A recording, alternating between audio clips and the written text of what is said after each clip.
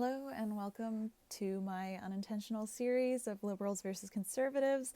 This is part 2 of episode 3, looking at the environmental policies that are proposed both by the liberals and the conservatives. In the first part, we looked at the liberal party's proposed environmental policies, some of which have been enacted already, and this video we are going to be talking about the Conservative Party. Okay, so again, controversial and most well-known topic is the carbon tax. So a big part of Poilievre's campaigning has been that he is going to axe the tax. I don't disagree. It does impose financial burdens on us Canadian citizens without actually being effective enough at reducing emissions for the price that it is costing us.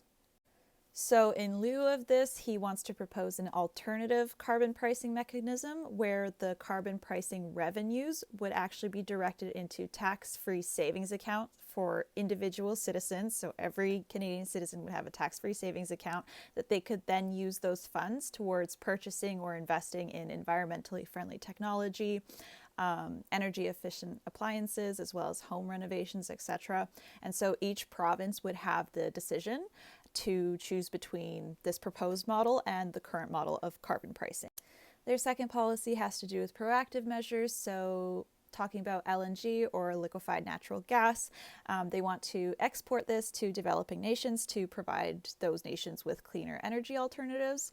So there's 3 main points to this that I kind of like. First, it encourages us as a nation to develop even more environmentally friendly natural gas extraction technologies. Second of all, it stimulates our economy, which we desperately need. I don't want to keep going on about the national deficit, but it is really atrocious. And then third of all, it helps reduce carbon emissions not only in Canada, but globally. I mean, the Earth shares one atmosphere, so we kind of have to combat it globally, not just in one country.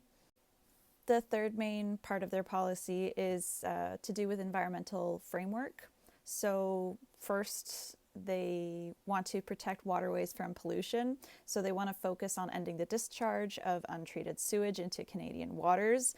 Now, the part that I have to kind of cringe at a little bit is because I am aware that they opposed last year Bill C-61, which would have provided clean water for drinking, etc., to Indigenous communities.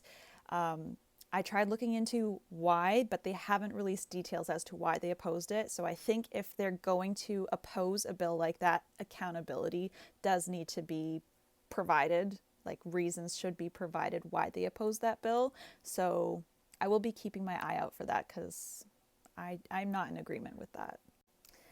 Now, they also want to say that they want to streamline approval processes for projects that will contribute to reducing greenhouse gas emissions, as well as supporting ESGI leadership, which just covers environmental, social governance, and Indigenous leadership.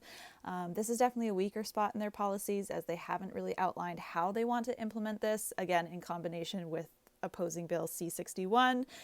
It's a little bit of mixed messages, if I'm being honest, so I would definitely want to seek some clarification from the party and see them put a little bit more effort into their environmental policies.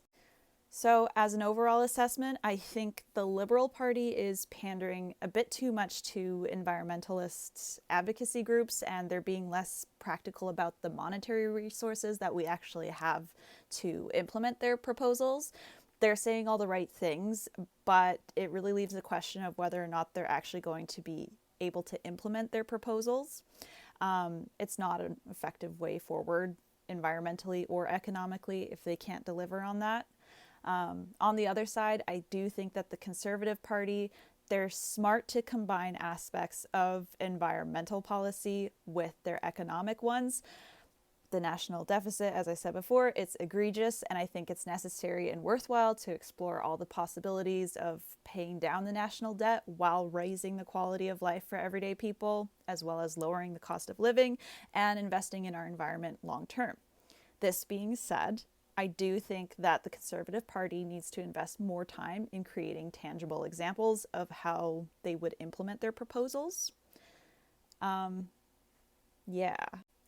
This being said, I've tried to come up with my own balanced approach of how to kind of get the best of both worlds with these policies. So, if we're talking about carbon taxes, I think we need to consider affordability and protecting households from higher costs. So, we really need to be modifying the carbon rebates to be more fair and targeted. So, if we would expand the rebates for rural and low income Canadians who are most affected by high energy costs, to ensure that these better reflect rising costs in provinces with harsh winters and that have limited public transit, I think then the carbon tax could be utilized more efficiently. Secondly, if we would expand the energy efficiency programs to offer higher subsidies for house retrofits like heat pumps, insulation, solar panels, this could help households to reduce their energy costs permanently, as well as providing zero interest loans for Canadians so that we could switch to more affordable clean energy solutions. And then again, with the carbon tax, if we're going to be keeping it, then I think we need to consider cutting taxes to offset the impact of having that carbon tax. So considering income tax cuts or payroll tax reductions so that the carbon pricing doesn't leave us with less take-home pay, I think would be a good point for all parties to consider. And then talking a bit about our key sectors, I think if we would provide temporary tax breaks for small businesses, especially, and energy intensive industries for them to transition to greener practices, then we could be encouraging our businesses to stay open while moving towards a more environmentally friendly operation. Secondly, as the Liberals have mentioned in their policy, something that I would support is increasing the funding for agriculture as well as transportation innovation so that we can ensure our farmers and truckers can access more cost-effective and cleaner alternatives.